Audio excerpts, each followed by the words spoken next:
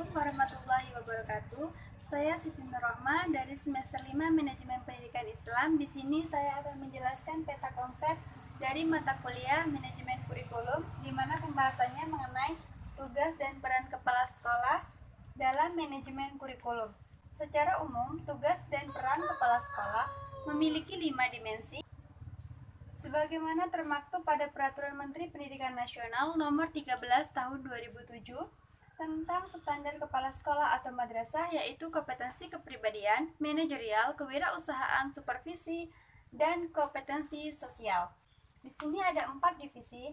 Yang A, kinerja kepala sekolah, di mana artinya kinerja kepala sekolah dapat dipahami sebagai upaya yang harus dilakukan seorang kepala sekolah dalam upaya meningkatkan kualitas sekolahnya, baik itu kepala sekolah pada jenjang pendidikan taman kanak-kanak maupun jenjang pendidikan sekolah menengah atas atau kejuruan.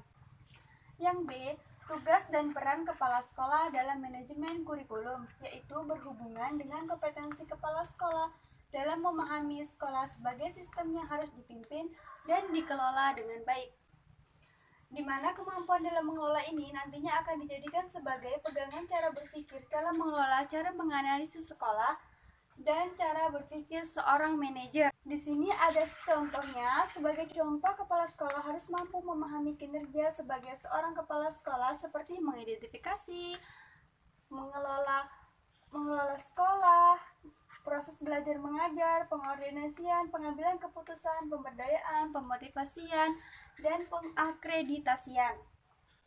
Yang C, pendekatan kinerja kepala sekolah. Pendekatan menilai kinerja kepala sekolah bisa dilakukan dengan berbagai cara, diantaranya dilakukan dengan pendekatan ekspositorik. Pendekatan ini cukup efektif jika kebanyakan kinerja kepala sekolah mengacu kepada kompetensi nasional. Yang D, rencana kegiatan tindak lanjut RKTL kinerja kepala sekolah. Bentuk RKTL ini bisa sebagaimana rencana kegiatan selanjutnya atau juga hanya berupa kesimpulan dan bentuk penerapan dari hasil kesimpulan yang sudah direncanakan sebelumnya. Sebagai contohnya, kepala sekolah bisa melakukan penelitian berkenaan dengan ketepatan perencanaan evaluasi yang sudah dibuat pelaksanaannya sebelumnya, dan bentuk kegiatan evaluasi yang telah dilakukan, analisis hasil dari kegiatan monitoring sekolah. Di sini ada pendekatan yang bisa dikembangkan, diantaranya pendekatan berdasarkan perencanaan kinerja kepala sekolah, pendekatan berdasarkan proses kinerja kepala sekolah, pendekatan berdasarkan produk atau hasil dari kepala sekolah, pendekatan dampak dari pemanfaatan produk kinerja kepala sekolah. Demikian tadi penjelasan dari peta konsep yang dapat saya jabarkan mengenai mata kuliah manajemen kurikulum. Untuk itu kurang dan lebihnya saya mohon maaf. Saya akhiri. Wassalamualaikum warahmatullahi wabarakatuh.